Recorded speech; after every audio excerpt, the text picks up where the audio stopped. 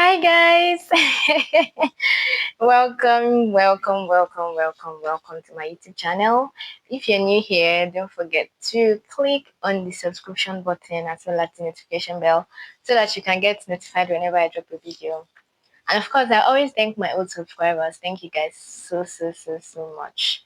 Even with my inconsistency, you guys are still here. Thank you so much. Okay, so all right. I started growing my hair. I started growing my hair again. Yeah, I mean the last video I made, my hair was cut, and now boom, we have this.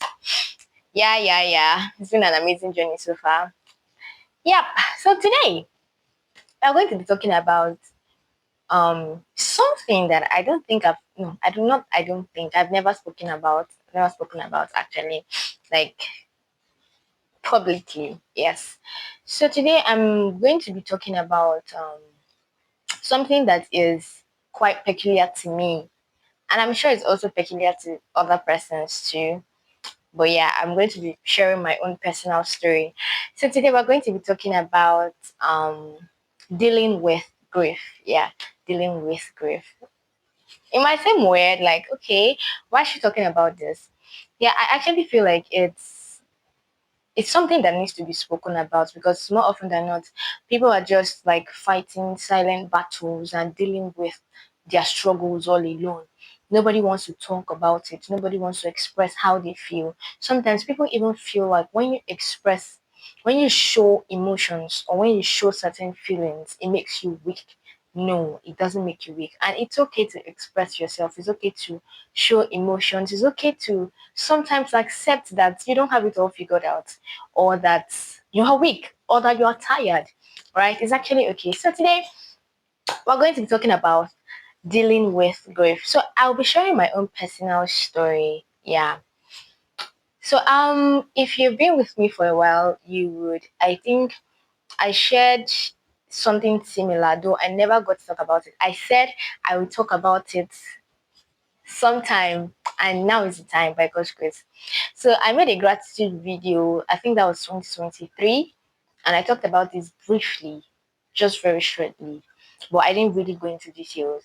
And then last year, I also made another video where I shared my appendicitis story. I also talked about this very briefly, but I didn't go into much details. So yeah, today I'm here to give you guys the full tea. All right. So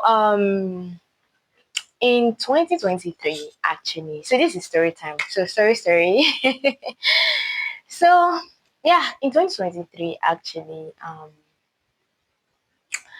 I lost my sister. 2023 was actually a very difficult year for me.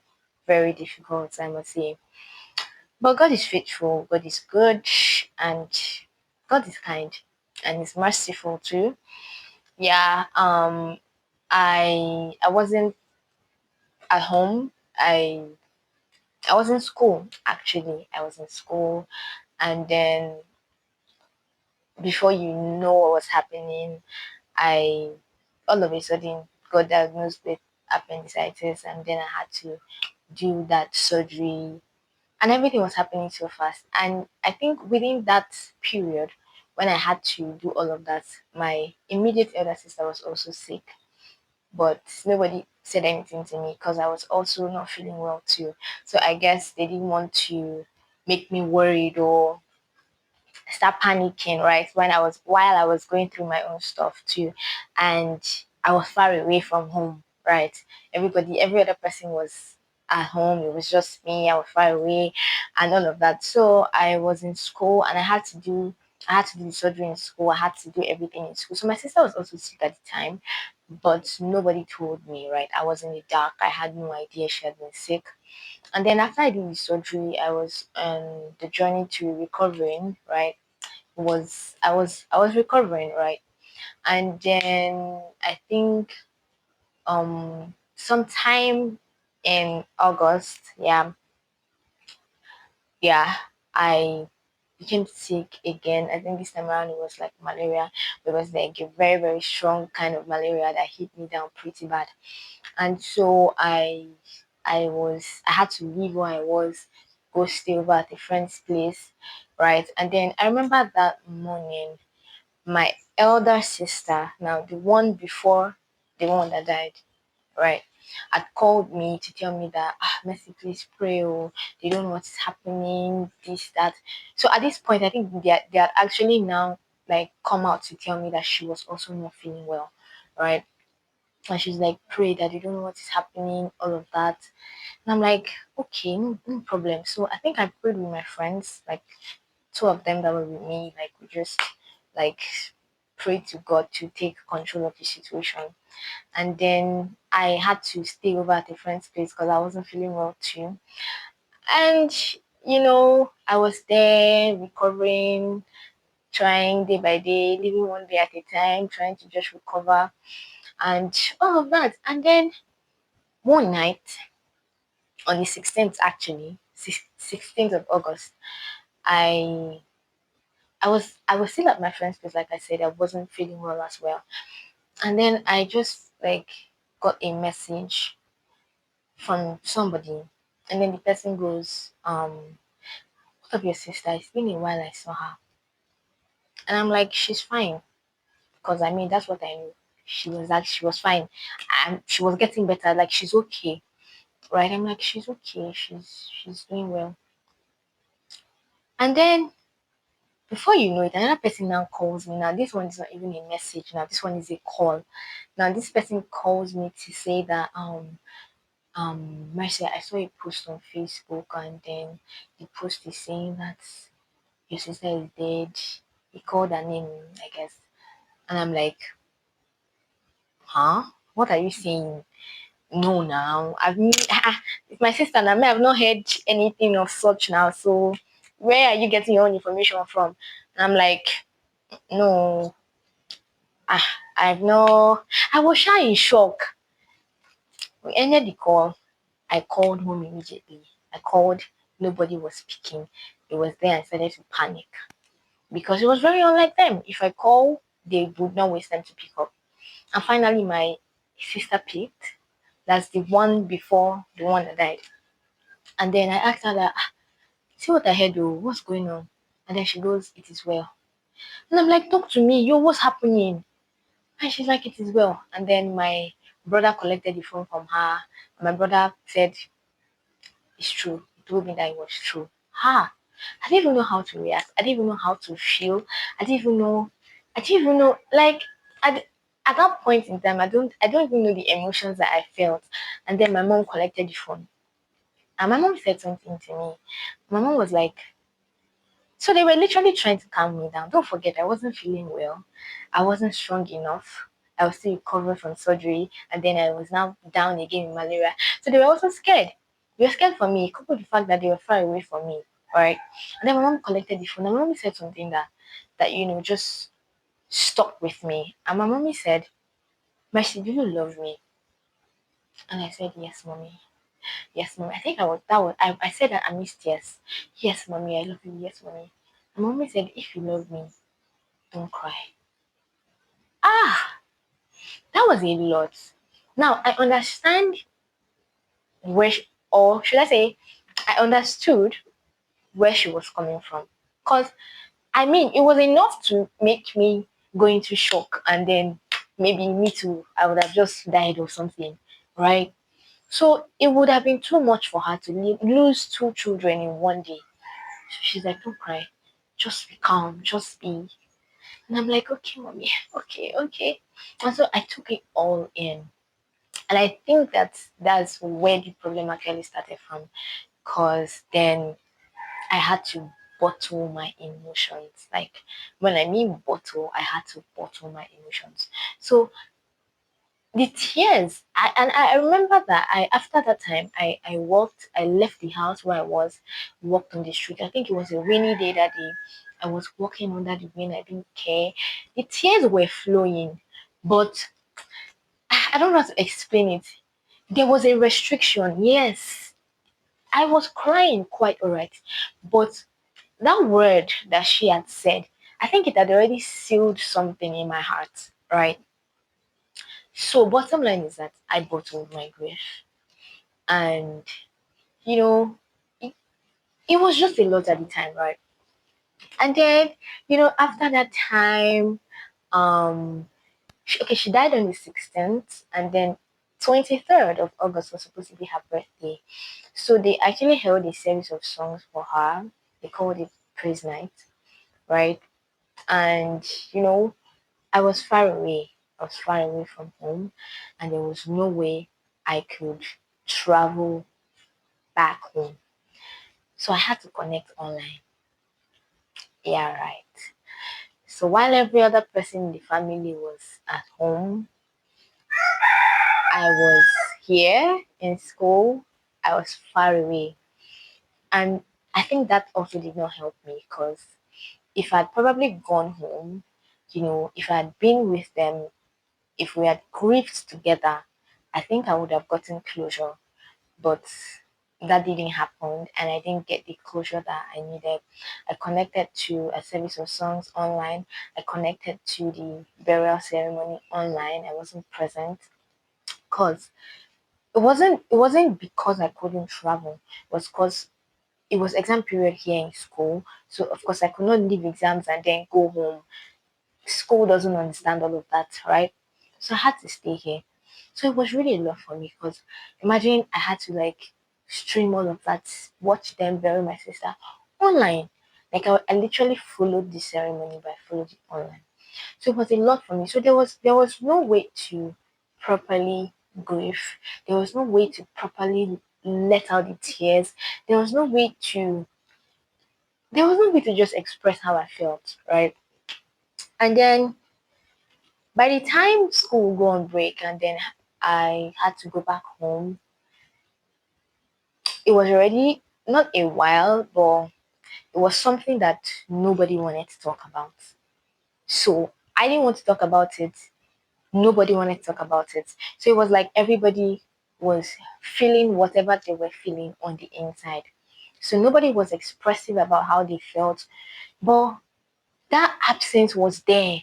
I mean, walking into the house, walking into the room, opening the wardrobe and looking at her clothes and looking at her shoes and looking at like her stuff. And I'm like looking at her pictures. And I'm like, this person is not here anymore. Like, that's a lot. So that vacuum was there. That it was resting heavy, but then nobody was really talking about it. Everybody was trying to, okay, this is what everybody was trying to do. Everybody was trying to be strong for the other person. Like, okay, me, I'm bottling up my emotions because I want to be strong for mommy and daddy. And this one too is bottling up their emotions. Oh, they want to be strong for me. They want to be strong for this person. So everybody bottled up whatever it was that they felt on the inside. Because this person wanted to be strong for the other person. And so we didn't get to talk about these things. And I think that that's where, for me, that's where the problem started. I bottled up so many things on the inside. Like, I had a lot of questions. I had, I wanted to ask, I wanted to ask God so many things because I did not understand, honestly. I was angry, I was sad, I was hurt. Like, I felt so many things at that time because I'm like, why do good people die? Why do good people die? Like I felt so many emotions that even now I can't even explain because I'm like, why? Why did this have to happen? Like, you know that thing where most of the times when we talk about death, like as young people, the people who we are scared of that will die might be, let's say, our parents. So not in my wildest dream did I ever imagine. Now, I don't know how to explain it. Not like I'm saying that it was my parents that were supposed to die or something, God forbid. No.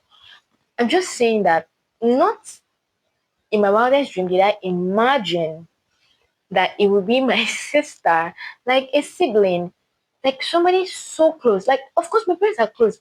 Bottom line is that I never ever thought anybody in my family was going to die. That's it. That was just it. Like, if anybody had told me, I would have been like, come on, you get away from here.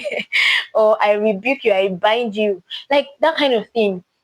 not in the world did I imagine that something like that will happen. Yes, we know that people die, right? But all the while, I've just had to hear it far away, like distant people, people that I'm not close to, people that even like if they die, it will not affect me. I'll just be like, oh, hey, yeah, sorry, it is well, eh? You know, to comfort you. All those kind of things, like it didn't apply to me. So this one was like a first, like it was touching me so deeply because this was like somebody I literally grew up with. Like I ate with, I played with, I prayed with, I sang with. Like I did so many things with, and now all of a sudden, this person has disappeared. This person is no longer here. Like, I can't call you to tell you how my day went.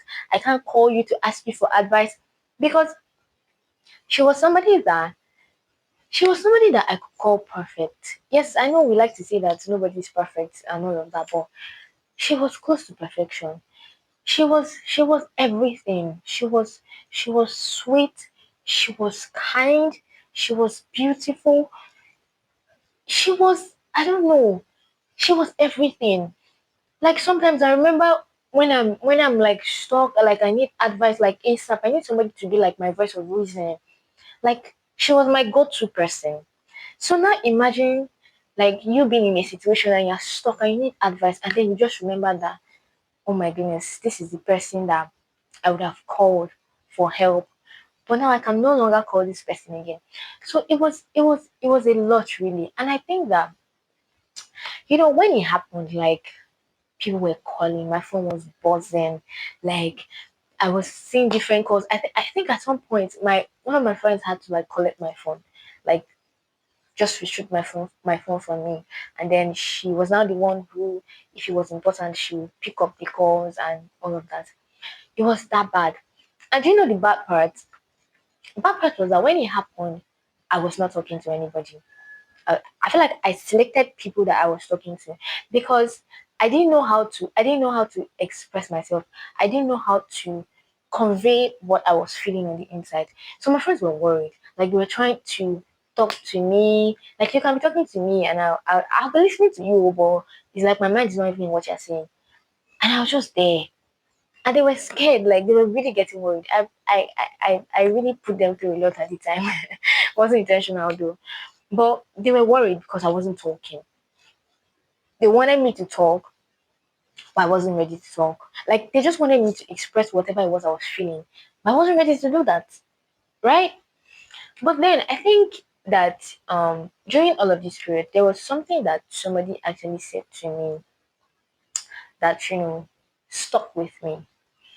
The person said that, and initially it didn't, I feel like at first it didn't make any sense. Like everything that was happening didn't make any sense because I'm like, God, like, why would you allow this kind of thing to happen? She was young. She had dreams. She had goals. She had aspirations. Like, she could have been so much more. Why allow her go just like that? Like, it was painful. It was really painful. And like I said, I had questions. I wanted to ask God so many things. I wanted to be mad at God. I wanted to, I wanted to say, like, I wanted to just talk and just say anything. But then I couldn't. I couldn't, right? And then somebody said something to me, and let me go back to that. Somebody said to me that however we try to paint it, there are many things on this side of eternity that we would never understand. And that just made sense. It just made sense that no matter how much we try, no matter how much we try to say that, why should this person die? Why should this person suffer? Why should this person go through what they are going through? There are many things that we would not understand until we get to the other side. And then the person went ahead to say that, but one thing that we should always remember is that God is good, God is all sufficient, and most importantly, God is all knowing. So the fact that he allowed that thing to happen doesn't make him a bad person. The fact that he permitted that thing to happen doesn't mean that he doesn't see you or he did not see the situation. He's aware. He knows. He's very, very, very much aware. I mean, you couldn't have loved. You couldn't have loved, like, how do I say this now?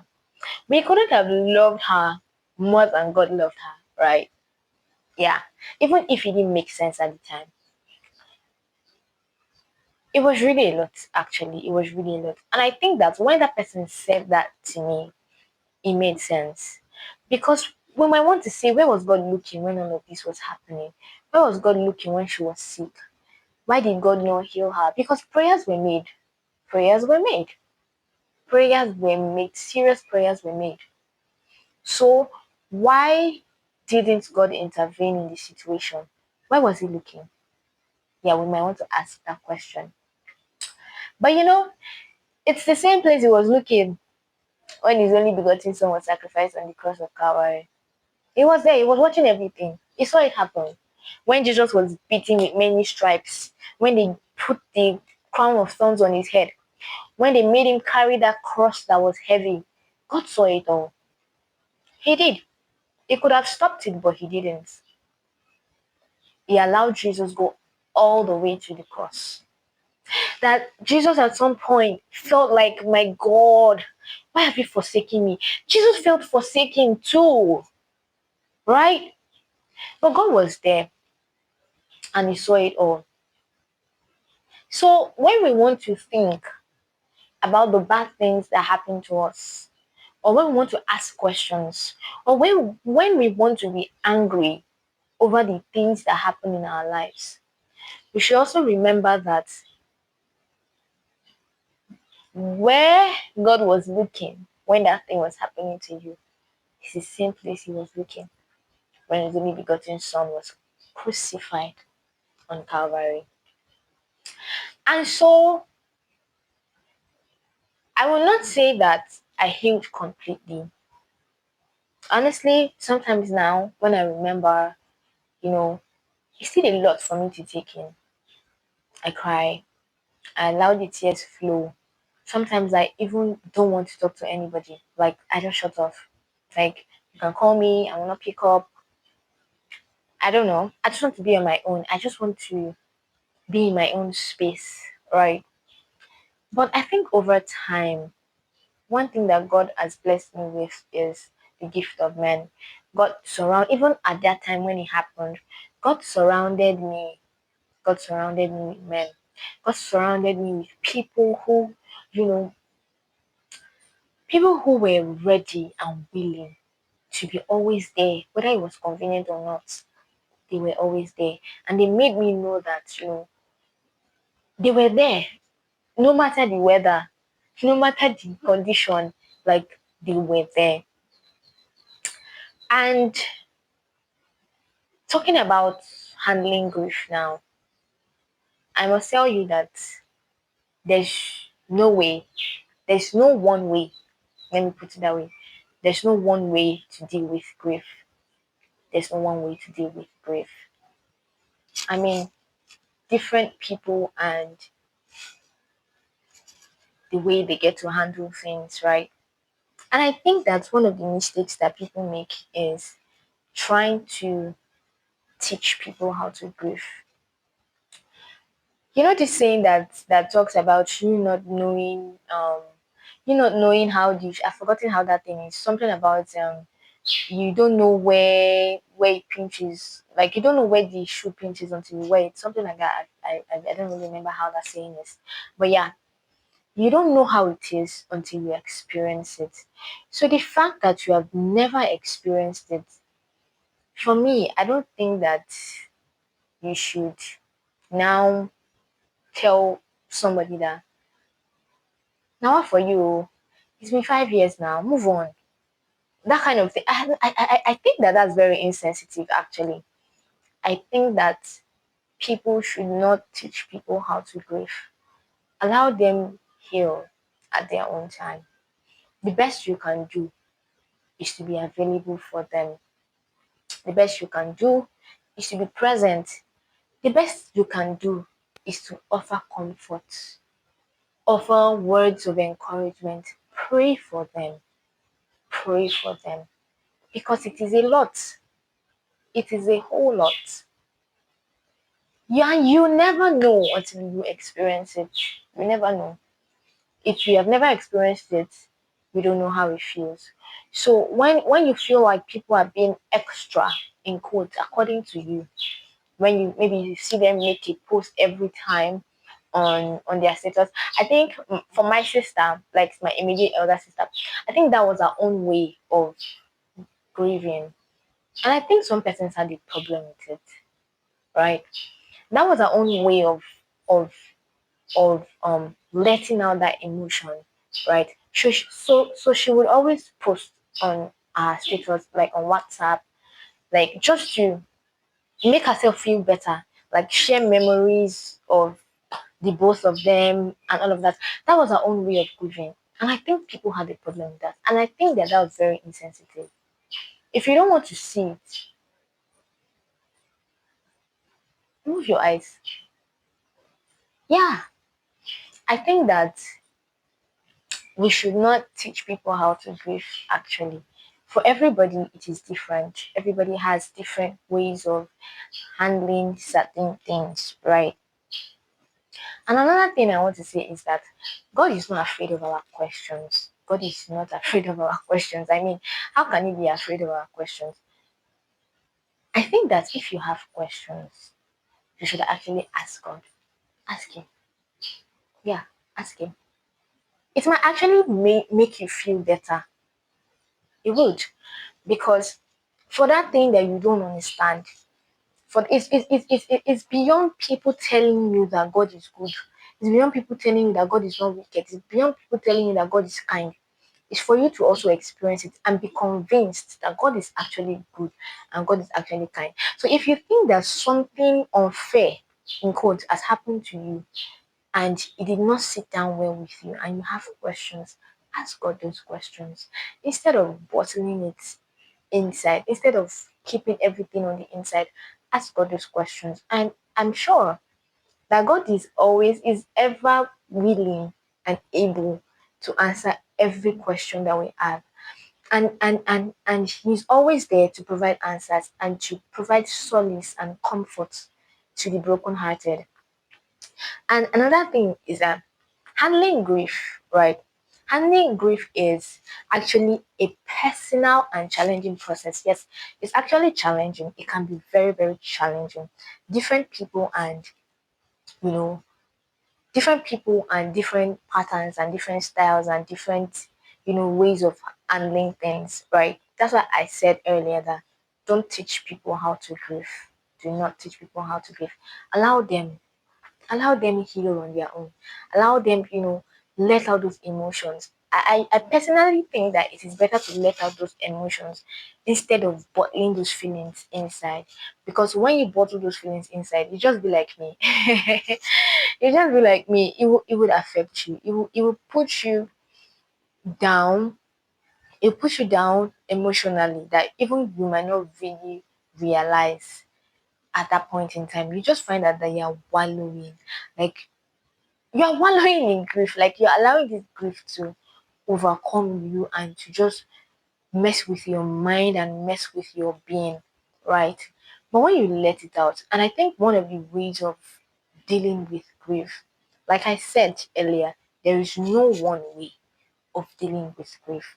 But I'll tell you, what I think can help. And one of those things is talking to people. Yes, talk to people, talk to your friends, talk to your family. See, there's something about talking. When you talk about how you feel, believe it or not, you actually feel better. It might just be in that moment, but the more you do it, you get used to it, and you just realize that for every time you share, for every time you talk, for every time you express how you feel, a weight is lifted. A weight is lifted. When you try to relive, the memories that you've had with this person, the good times that you have shared, and all the beautiful things that has happened, right? When you talk about it, like it just gives you this peace. There's this calm that it brings, right? So for me, I think that talking actually helps you to, relieve yourself from this grief. And then another thing is to also allow yourself to feel and process every emotion. Allow yourself to feel and process every emotion. See, let me tell you something. It's okay to cry. It is okay to cry. It's okay to be sad. It's okay to wail. It's okay to cry. Allow yourself feel that emotion. See, crying is therapeutic. Yeah. You don't have to be strong. Like you don't have to be like no, when I mean you don't have to be strong, I mean you don't have to keep on acting tough, and even when it is weighing you down, you're like, no, I have to be strong. And men don't cry for guys. Sorry, I'm not throwing shades, but it's like guys don't cry, men cannot I cannot be found crying, I cannot be found, showing expressions or showing emotions. No, it's okay to cry. Let out that emotion. Let it out. Cry. Cry. If you are sad, if it's to be sad, be sad. Allow it. Feel every emotion. And I tell you that with time, you will get better. You would actually get better. And then another thing is to also give yourself time and patience to heal. Don't rush your healing process. Don't rush it. Take your time. Don't be like, okay, I need to get over this fast. I need to allow yourself. Feel everything. Feel every emotion. However it comes. Take it all in and then release it. Give yourself time to heal. Give yourself time to process everything that has happened, right? So, in talking about it, in expressing yourself, there's also a time factor. Allow time to heal your wounds. And most importantly, there's the God factor. Hmm. For me, the God factor is the most important because I don't think that there is anybody in this world that can offer you the comfort that God will offer you.